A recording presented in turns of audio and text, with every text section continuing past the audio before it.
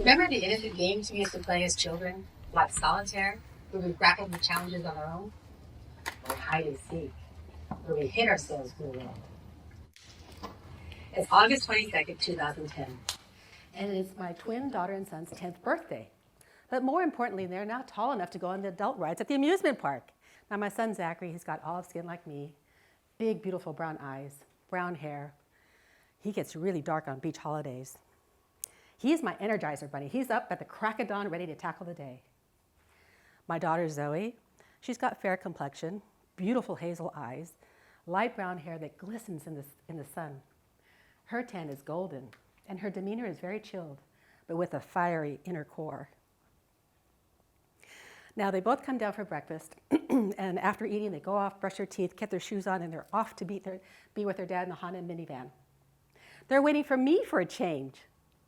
Now, my husband resembles Danny DeVito in stature, about 5'7", steel blue eyes, a mustache, salt and pepper hair with a comb over. We get to the amusement park, and as my husband's paying for the tickets, my son is tugging at me saying, Mom, look, there's a new roller coaster ride. And as soon as we get our hands damped, my two are off like heat-seeking missiles. They know exactly where to find this ride. My husband and I finally catch up with them, and we find them both taking turns measuring themselves, pressing their little bodies up against the measuring guide to make sure they're tall enough. And then they start reading the guidelines. And one sentence catches their attention. All children under 13 must be accompanied by an adult.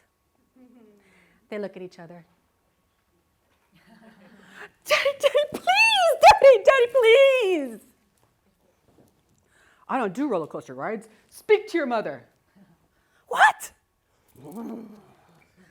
Well, I will never disappoint my children. So the kids and I step into this queue, and it's been an hour. And I can hear, and there's no way to jump in and out of the queue, kind of like shopping at IKEA. Once you step foot in that door, you're going to go through the entire retail space until you get to the cashier and the exit. So as we're inching our way along, I can hear screams fade in and out.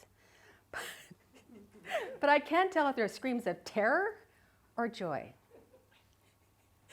And the crowd clears, and it's our go. It's a 3-seater. My son goes first, I'm in the middle, my daughter's on my left. The restraints come straight down. The attendant comes to make sure that they're tight. He steps back, and he yells, "All clear!" And from standing still to Mach 2, we're shot like a bullet. We come to an abrupt stop.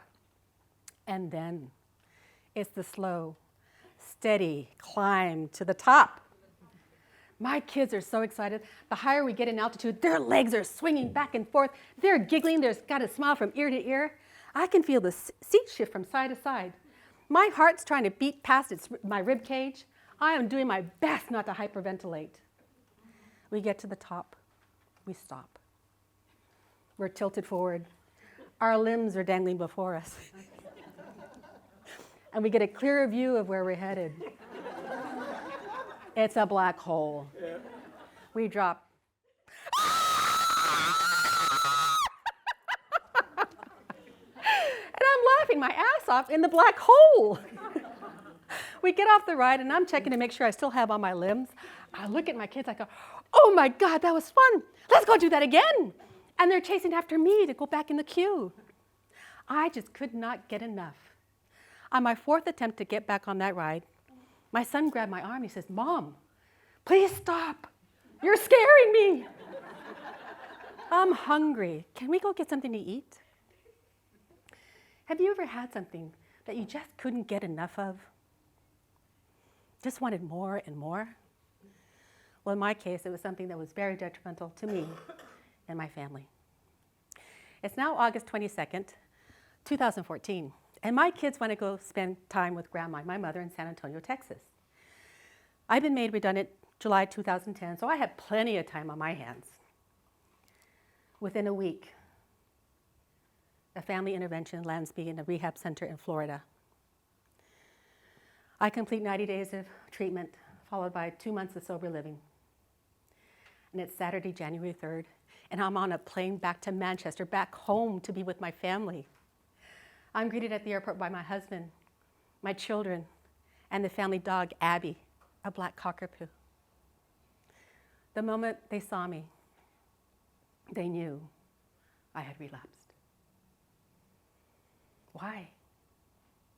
You see, in rehab, I was cocooned from alcohol. And now I'm on a 9-hour flight on an aisle seat with the drink trolley coming back and forth. Free alcohol. I caved. With a new resolve, I committed to AA meetings, finding another sponsor, and going through the 12 steps again. It's now November 11th, 2016, 5:30 in the afternoon. I'm in Morrison's. I'm in the deli aisle. I've got my trolley, and it's really crowded. I'm inching my way along, trying to see, I want something savory to eat. And all of a sudden, my trolley stops, and I thought I bumped into someone. I look up, and I'm looking directly into my husband's eyes. He then looks into the contents of my trolley, looks back up at me, shakes his head, turns around in disgust and walks away. You see what I had in my trolley? With 6 bottles of Pinot Grigio and 2 bottles of Prosecco, meant for a party of one, me. I wish I could tell you I put all the bottles back, but I didn't. I was caught red-handed. So, have you ever been caught doing something you knew was wrong and just couldn't stop? That following Sunday, knowing that I had disappointed my children, I left the family home, desperate to sort myself out. It's now mid-July, 2018, and I'm now playing solitaire. I take myself out to lunch. It's a beautiful sunny day. I'm on the patio. I make a series of decisions. First, I've ordered that drink with an umbrella, the cocktail with the umbrella on top. Then a filet cooked to perfection, medium rare, with hand-cut fries, crunchy on the outside and fluffy on the inside. And a dessert, death by chocolate. I finish my meal, and all that remains is my cocktail. I put my hand on the stem and I draw it closer to me. And I realized I had made a series of decisions, intentional decisions about what I wanted to eat. I remember my husband would ask me, where would you like to eat? And I would never tell him what I wanted. I'd always try to second guess what would please him or make him happy. We'd go out for family meals with the kids, and I'd wait for everyone to make their meal choices and see what was popular. And if that didn't pique my interest, I'd ask the waiter what his favorite was. I couldn't make decisions. And today I did. And then I reflected on the role that alcohol has played in my life growing up. And I remember my parents, beautiful souls that struggled with alcohol, both of them. My older sister turned away from alcohol and abused food instead. My younger sister will be celebrating 32 years sobriety this year in October. I think October 3rd is her anniversary date. And in that moment, I realized that I had a choice. Life is choice. And I chose me. I pushed that drink away, and I ended my relationship with alcohol on that day. I don't have a sobriety date because I hate counting, and when you count, you want to celebrate. Instead, I have the gift of waking up each morning, and I choose to live a sober life for that day. Are you able to make decisions without goop, the good opinion of other people? Do you have to ask your parents, your friends, your best friend, whether you made the right choice? Or are you always second-guessing yourself? So I walked back to my apartment. Oh, and another thing I want to add. I just recently found out a factoid about alcohol. It's considered both a stimulant and a depressant. The first 20 minutes, you're euphoric, like all your inhibitions melt away. You sing, you dance, you ask somebody out. But then it's followed by 2 to 3 hours of depression and anxiety as these chemicals are flushed out of your system. That's why you keep going back for one drink after another every 20 minutes to keep that high going. But you fail to realize the misery that's waiting for you, which can feel like oblivion, which was the name of the roller coaster ride. So I walk back to my apartment, and I find myself on YouTube. I'm scrolling, trying to find something to watch. And I come across an elderly gentleman with wire-rimmed glasses and a full head of white hair. His name is Bob Proctor. And the name of the video is Paradigm Shift. There was just so much information that was relayed. It'd take me a couple hours alone to reveal all of it. But from what I remember, he would say, You are a divine creature. We're all on a spiritual journey in a human form. Your spiritual DNA is perfect. Abundance is your birthright.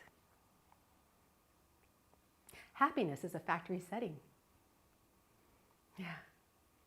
All fears are trained, like the fear of public speaking. Yeah. Let's see. We're magnets. We're radio receivers. Your version of you earning 50,000 pounds a year coexists on a frequency. You also have a version of you that's earning 50,000 pounds a week or 50,000 pounds a day.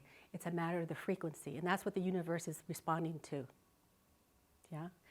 So you can't feel abundance if you're constantly saying, I want money, I need money, because GUS, an acronym for God, Universe, or Source Energy, is responding to your need and want by, oh, here's more want and need. Here's your car will break down. An unexpected bill will show up.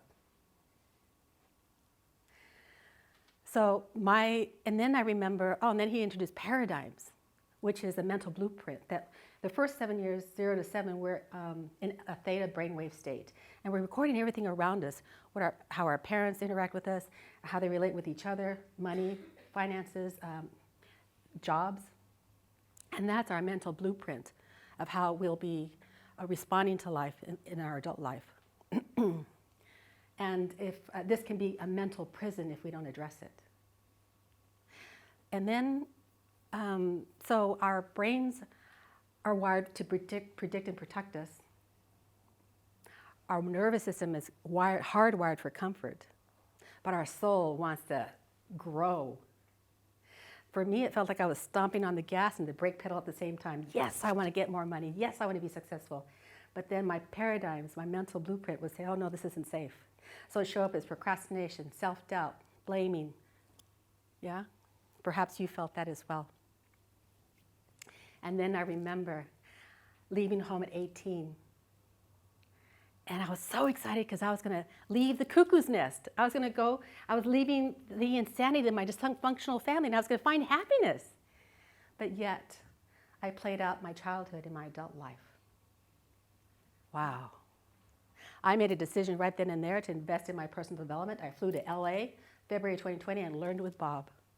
But my quest for knowledge did not end with him. I studied with other mentors and other coaches and delved into other modalities like hypnotherapy and some esoteric ones like shamanism.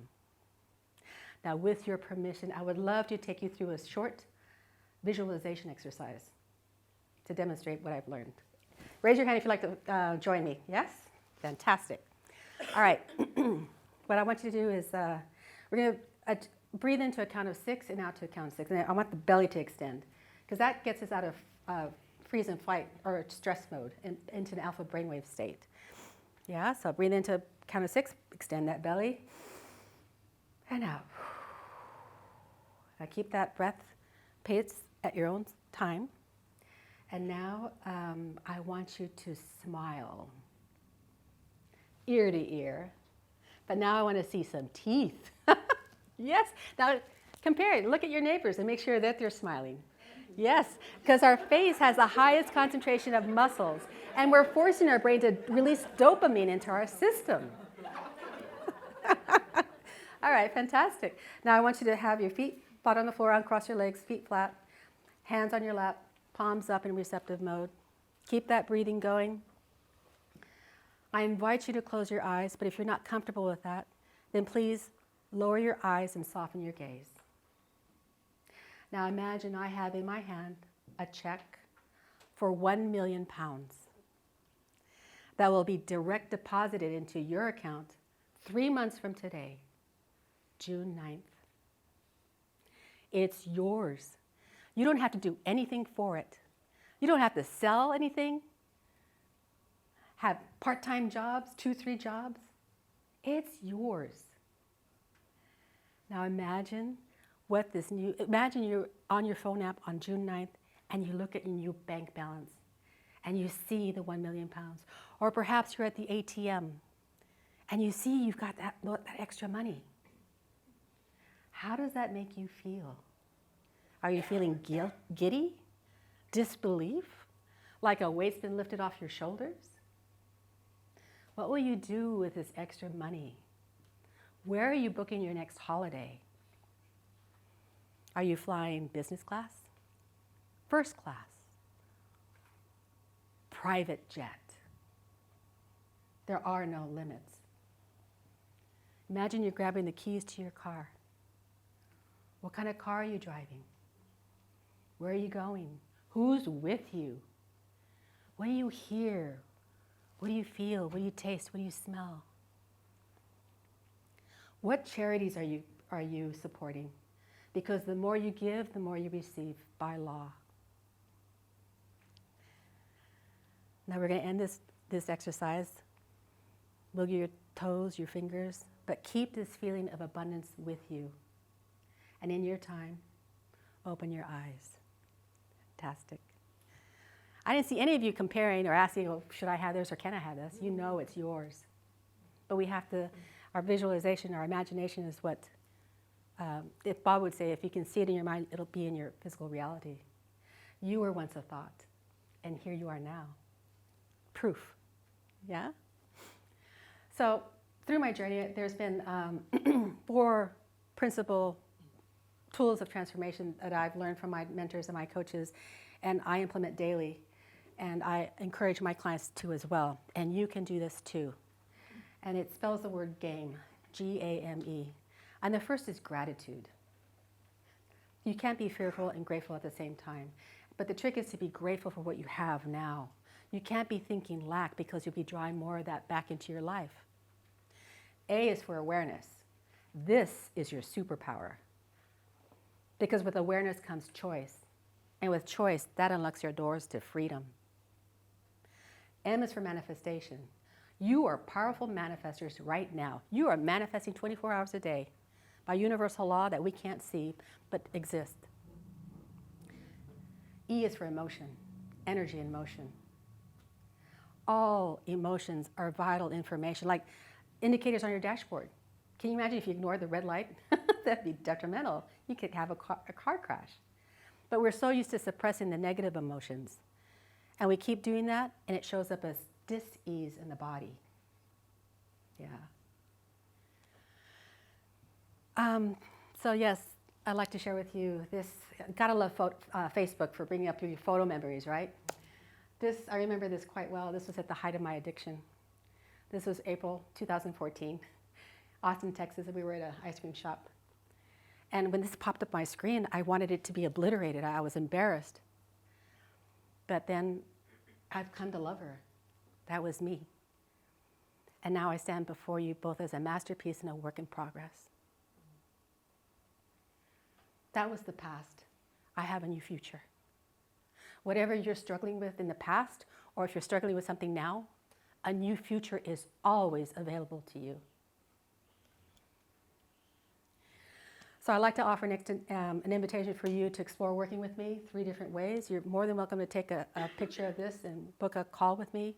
Or if you'd like to come talk to me anytime during this event, it'd be an honor to work with you.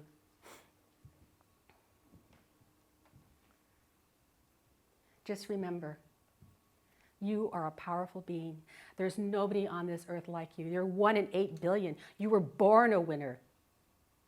Don't forget that. You were born to stand out. So stop hiding. Thank you.